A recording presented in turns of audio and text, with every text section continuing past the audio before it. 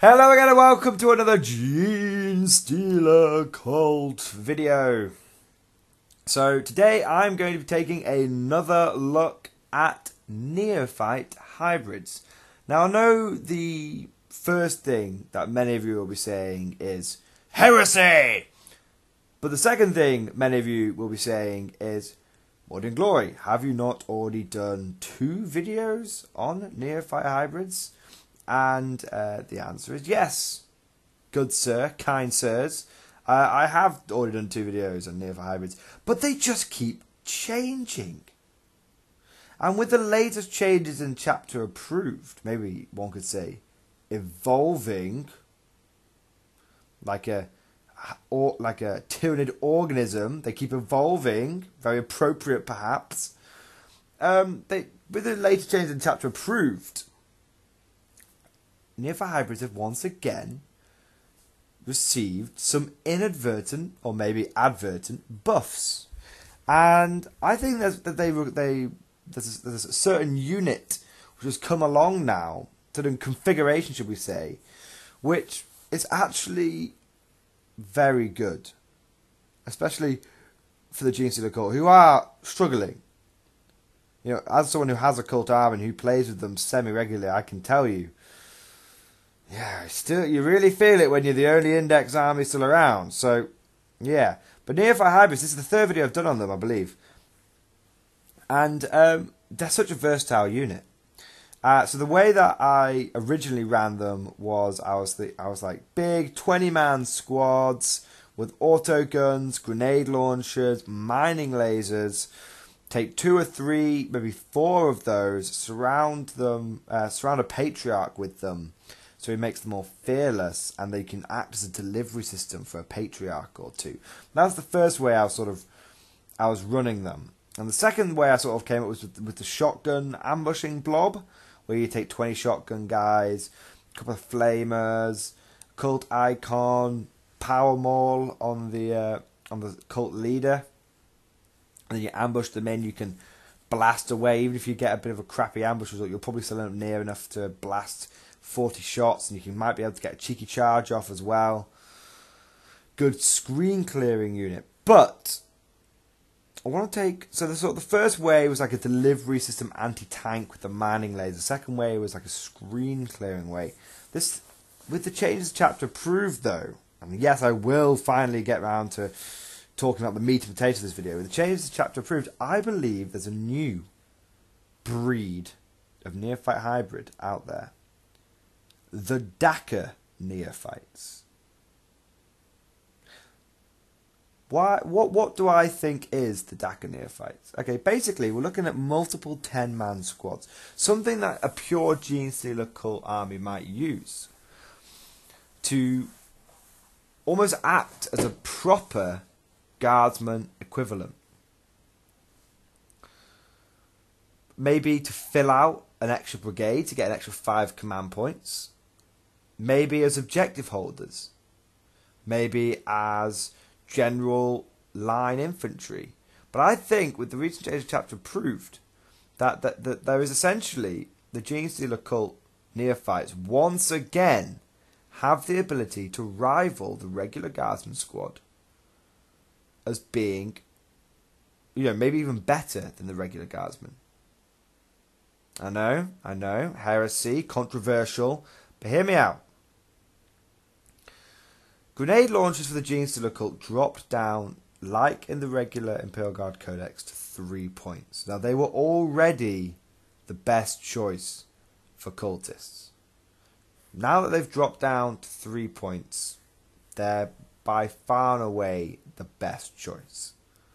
The second big change is that heavy stubbers in the Genestealer cult army went from 8 points, which was ridiculous. It was double what the regular guard were paying.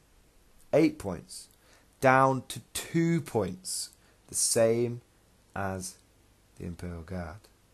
Which means now, bear in mind, guys, that in a single 10-man squad of Genestealer Neophyte hybrids, you can take 2 special weapons and 2 mining weapons.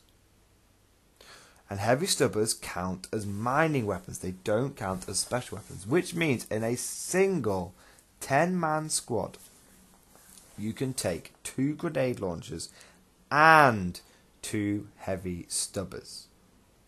The heavy stubbers are like essentially free when you think about it, because that's only 5 points, which is the same price as the old price for a grenade launcher. So you think about it. So all of you guys that were out there that were running Neophyte hybrid squads with double grenade launcher, a very common loadout, 10-man squads, couple of grenade launchers for a bit of extra firepower, very nice.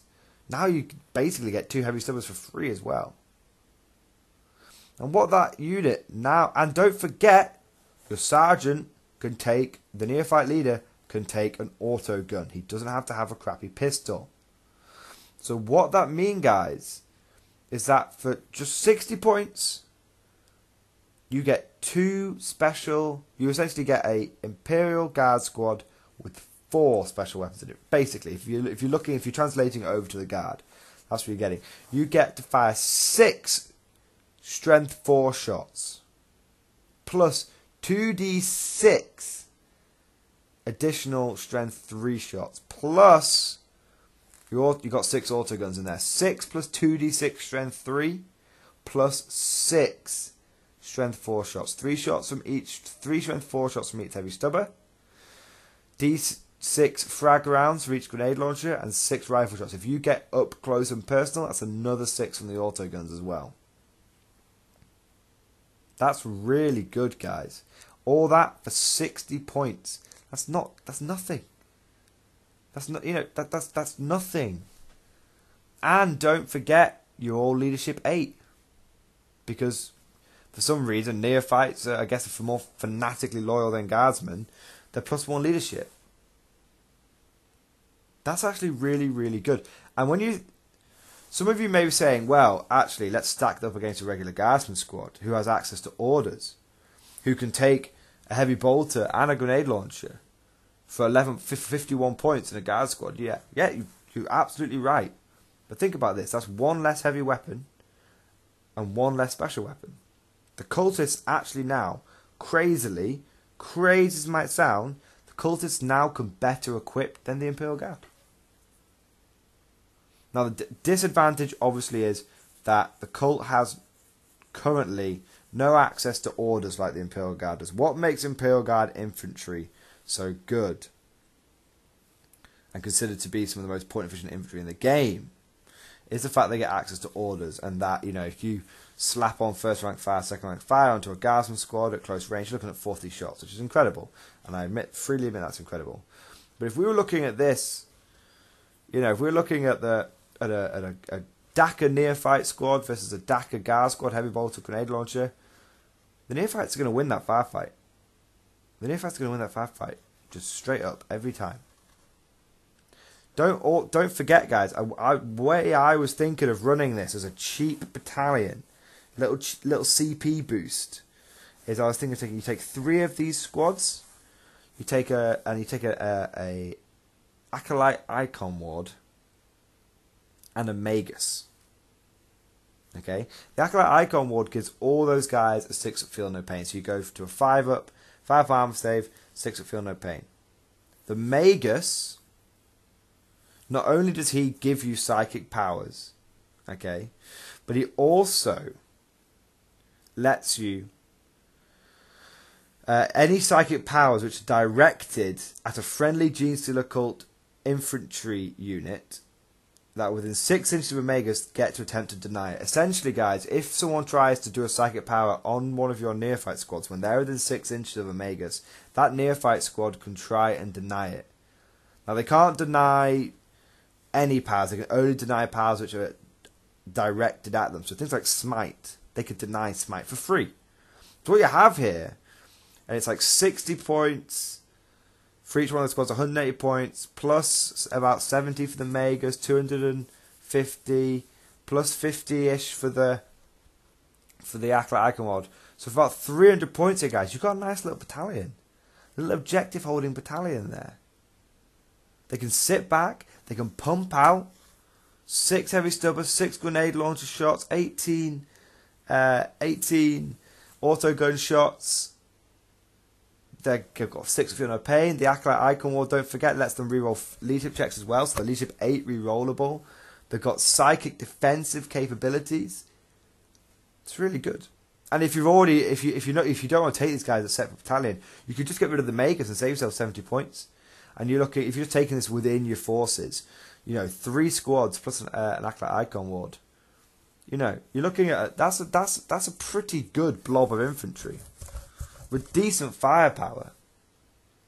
In a battalion, you could take 2 of those. That could be your battalion. You take 2 of those.